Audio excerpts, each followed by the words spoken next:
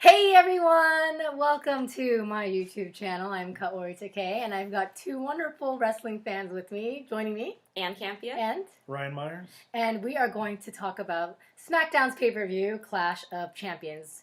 So, without further ado, before we go into match by match, what did you guys think of it overall? Can I start? Ladies first. Well, I definitely enjoyed the beginning. Unfortunately, the person I wanted to see this for lost his match, but that was a very good first match to start off with. And I think the entire pay-per-view overall, and understanding that it was only SmackDown people, was really, really good. Like, they have a really good roster on that. They do. Yeah. They're like the underdog, but better roster. And it's only 2 hours. Thank heavens. Yeah. Yeah, overall. Yeah. Ryan? Yeah, I thought that it was a good kickoff match. I thought Baron Corbin was probably one of his better matches that he had. Yeah. Kind of bummed Ann's guy didn't win. It's all right. He'll get his moment. But it was a surprising ending because I don't think Ziggler was probably anyone's real pick to win. I think everyone pretty much thought. I was like 0.1%. I know this girl. I'm like, I'm not betting with Corey's picking tonight. I really don't because I kept losing all my predictions. But yeah, I think everyone pretty much thought either Rude was going to win or Corbin would keep it. So it's good, something new. I'm glad they're doing something with Ziggler because for a while he wasn't even showing up on SmackDown. And everyone's like, where the heck is he at? Yeah. Is he just chilling in the back or what? So, I mean, overall, I thought they had really good matches, but the main event, despite AJ Styles being phenomenal, was probably the most lame match of the night. Enough so that I fell asleep. Yeah. Oh, wait, there was one more match, but it was like a blip. What was it again? the Bludgeon Brothers? Yes, that's right.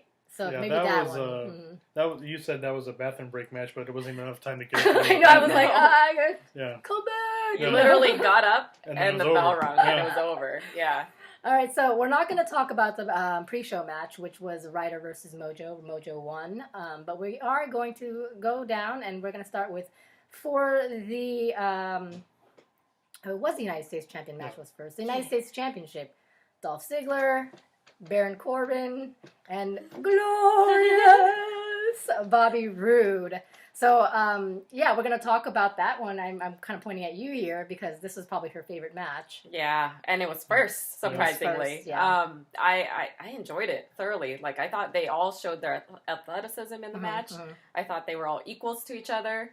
All of the changes of, like, someone doing their move and then somebody taking the move was really, really cool, too. I thought the transitions were really good. Yeah. Just overall a very, very good match. Very Obviously, don't agree with the winner, but again, Bobby Roode will get his time, I'm sure. 100%. Yeah, it's coming. I mean, unless WWE does not know how to book, which does happen. But I'm pretty sure Roode is definitely in the running for a couple titles in his future. Oh, yeah, I would imagine. Yeah, for sure. I thought this match went pretty well. It was very entertaining. Yeah. There was a lot of solid moves and the surprise ending that I love surprises, and I was really, really shocked that Ziggler won. I don't like that he comes out without music. Yeah, it's something different, I guess. I know, but then he leaves with music. Yeah, that was weird. They played his music. He was happy he won, so they played his music when he left. Yeah, it doesn't make sense at all now that you point that out. So it's like, make a decision, you know? Yeah. But I wonder how long he's going to retain. But it was a good match all overall, and I imagine they're probably going to either run it back again, or maybe Roode will fight Ziggler. Because in the backstage, Corbin was saying, like, I want a rematch. I'm going to get... Ziggler wasn't even supposed to be in the match. So I imagine it's probably going to go to a Rumble. I imagine they'll probably either run it back again or they'll have some different variation of the three for the match. So. Yeah. It's interesting to see how Baron Corbin used to be pushed pretty hard and now he's kind of down there. So I think sometimes WWE does listen to the fans. Even though he's kind of boring, but he's not a bad wrestler. No, I think he's fine. He's improved a lot. His mic skills are kind of generic, like generic heel stuff. But he's gotten better. I just think when he first showed up, they kind of pushed him a little too fast. He wasn't ready for it, so they had to pump the brakes on him. So that did happen. Next match is the Tag Team Championship. So this was the Usos, and then Chad Gable and Shelton Benjamin, as well as the New Day, as well as Rusev and the singer Aiden English. Rusev Day. Rusev Day. Yeah. Okay, so I think we all wanted to, like... We pointed out while we were watching that Rusev has completely gotten buff and less fluffy. He looks great. But what do you think, Ryan? We're going the other way around? Of Rusev's physique or the match? Both. Oh, okay. Oh yeah, he's in good shape. Yeah, I think he's good. I think they need to do more with him. I think he's entertaining, funny, good wrestler. But overall, I thought the match was okay. It was a little too, in the beginning, it was a little too cramped. Mm-hmm. There was too much going on to pay attention to. But towards the middle, it kind of worked itself out. And then at the end, it got good when you could highlight a few of the wrestlers, and then they could change. There's the Usos in the ring with the New Day, back and forth. And then at the end, it was really cool.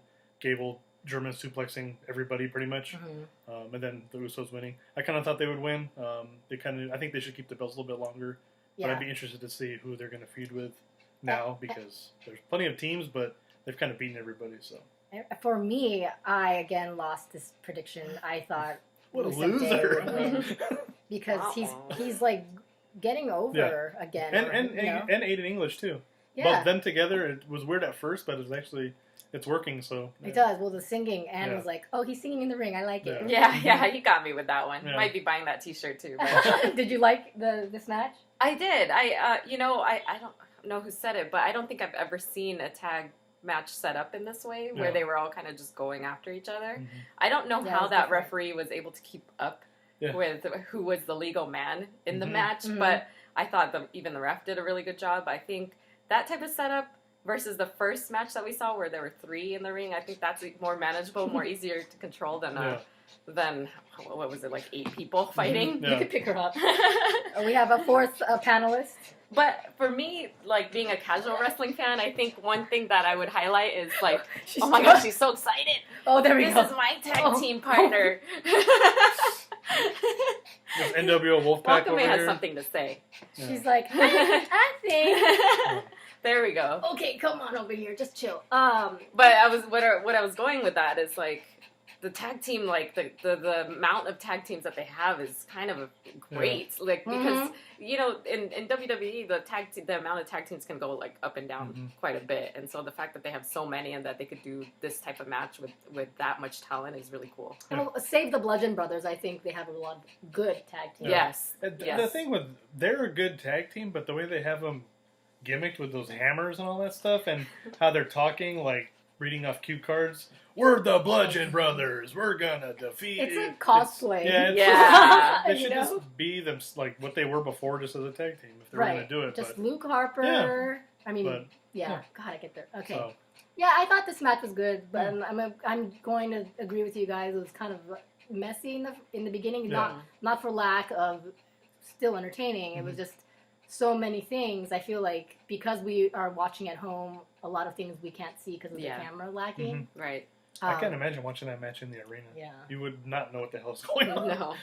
But I gotta tell you, every time I see the Usos in action, I like them more and more. Yeah, I agree. I think that the titles should stick with them for a long time because out of all the tag team matches, tag team people in SmackDown, I think they just have the total package. They know how to talk, they know how to entertain, absolutely, and their look just fits them. Like I like that WWE's like just be you guys. Yeah. No more of that island stuff. Agreed. Yeah. Okay, next match. Let's see here. We've got Women's match? the Women's Championship. Yeah. Charlotte Flair and Natalya in this lumberjack match. I do not need to list the rest of the women's roster for this. Well, one thing, I think it's kind of a shame that they didn't have a separate women's match for the other lumberjack people.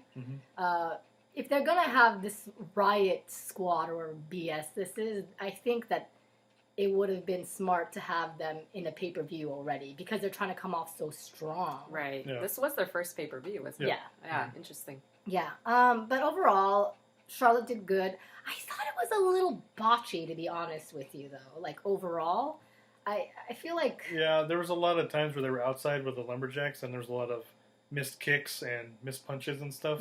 There's just a lot of people trying to do the same thing at once. But yeah, the match was okay. Natalya's good. She's okay, but her matches are kind of just they're it's funny because passable. I don't know. It's just not when you compare her to other wrestlers that are there now. It's not the same. I just think it's funny that Natalya is probably the most obnoxious wrestler in that match. But for me, like, we probably talked about her the most. You know? About what she's doing, what's her gimmick, cat ears, all that shit. Mm-hmm. I think she just needs to reset, to be honest with you. So. Really though? What are they gonna change? I don't know. I don't know, but well, she got her little speech after. Yeah, the speech at the end makes me think that that it's time for her to kind of just go back and do something else. I just don't see how any way possible they can revamp her into being a force to be reckoned with. Yeah. You know, she's trained a lot of wrestlers, but she's just characteristically super stale and just a little too cartoony. Like, she takes you out of the fact she's that corny. Super corny. And Natalia is like the perfect example of failing at taking, you know, a legendary gimmick and not making it work, whereas Charlotte took her father's gimmick and is absolutely making that work for her. You know, like two separate ways of failing and doing really and being successful with it. Yeah. I think the right woman won, but I would say the highlight for me of that match wasn't even the two that were fighting. It was when, and I can't remember her name, Glow Girl. Oh, Naomi, she dove out of the ring. Where she dove out onto the other lumberjacks. That was pretty amazing. And the fact that she pulled that off successfully was really cool. Now, do you guys think that this what's the word? Anyway, do you think Charlotte and Natalia are going to continue? No, I think they're done. I think Charlotte's going to feud with probably someone in the Riot Squad. I would imagine, or Carmella if she ever catches in her. She almost did. Yeah, but the thing is, like, Natalia, they made her look. The crying thing just wasn't effective. It's very confusing. Granted, the acting wasn't helpful, but crying. It was just. It made her look really bad. You know, and it's funny that she was the one that they decided to interview after the win, when I feel like it should have been Charlotte, you know, because Charlotte was the one that she's the face right now. So I thought that was maybe like weird. Ann said, maybe they're gonna do something with her, change her character or something. I think she might go away for a bit. And I just wonder what would they change. Everything, she seems the same even when she tries to change her character. Yeah. You know, she just went full like CM Punk on that speech though. It's like, screw you guys. Mm-hmm. Hold on, not CM Punk though, but all right. So the Bludgeon Brothers versus Breezango. Skip. Yeah. It was just a squash match. It's just what it was. Both of them are not interesting. Yeah. Backstage. Who cares about that? Next match we have Kevin Owens and Sami Zayn, who had their jobs on the line, who kicked Randy Orton and Shinsuke Nakamura's ass with two referees, McMahon and Bryan. All right, guys, what did you guys think? I thought it was kind of a cluster. Yeah, I thought it was kind of just a mess, kind of. Towards the end, it kind of cleaned up, but yeah, the two refs, it was hard to pay attention because you have the wrestlers wrestling, and then you have two refs, and they're doing different things, and it kind of seemed like they didn't know what they were doing until the end. But towards the end, it got good. All those guys are super good wrestlers. I just think it was kind of... The build of the match was kind of weird. It was kind of confusing. Yeah, and I would have been okay with any of them winning, but I am glad. I liked the Owens. He jumped on the table and splashed. Oh, splash? Yeah, that was cool. Even though they were a little exaggerated, look how much air. It's like Owens doesn't get much air, guys. Not table to table. Yeah. I mean, it's not a Shane McMahon jump, you know. And I hopefully. This feud with Shane McMahon versus these two go away really. I don't think so. And now that Daniel Bryan kept them their jobs by fast counting the win, it's going to be Daniel Bryan feuding with Shane McMahon somehow. Yeah. Or he fires them or something. Right, and you guys like keep saying like it would make sense if Daniel Bryan was positioned to come back and actually wrestle. Yeah. Like, this is the perfect build up. Yeah. To like surprise us and be like, he's cleared to wrestle and we're gonna have a match at WrestleMania or something. That would be amazing. Yeah. But because you guys have told me it's not gonna happen ever, then I don't know where they're gonna go with it. That would make sense. You know, that to me would be the ultimate like payoff, is if they actually got to fight each other at some point. And are you enjoying the yep? I think it's funny. I think so too. I think it's pretty funny. They already have shirts for it and everything, so. Yeah, and it's nice to see Owens and Zayn together. You can tell they were like pretty much making out after they won. You know, it was super cute. And now is this the main event?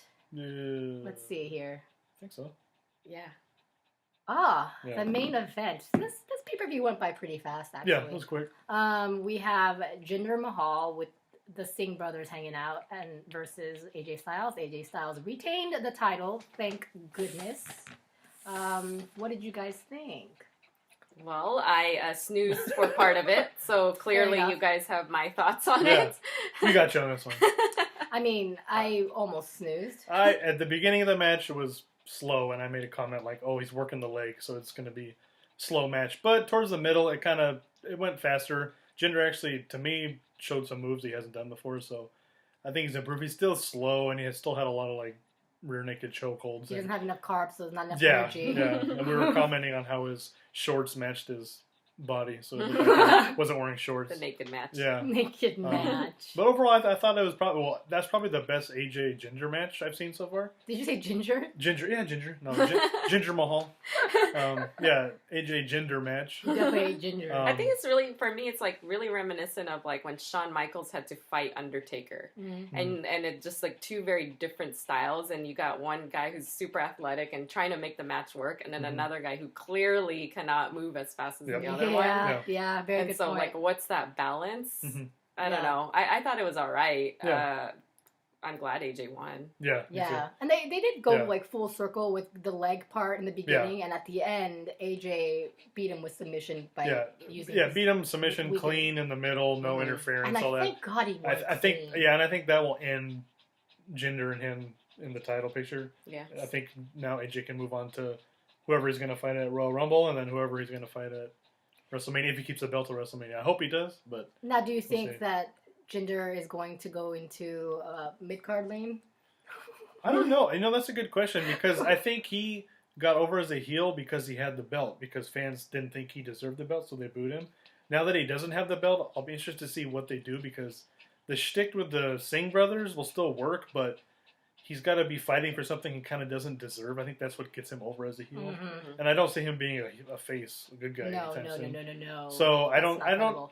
Unless they maybe have him drop and feud with someone that's in the main event picture, but not for the title. Right.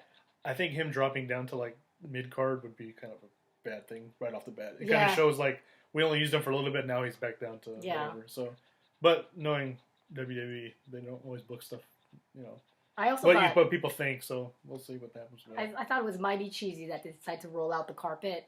Well, they always do that. They put the cheap Indian rug in the ring. They always like make it Persian. so eccentric when it comes to like ethnicity. Yeah, they do. Mm-hmm. It's so cheeseball. But anyway, I think that wraps up our pay-per-view recap / results / review. Tell us what you thought of Clash of Champions. Did you enjoy it? Did you not? Favorite match?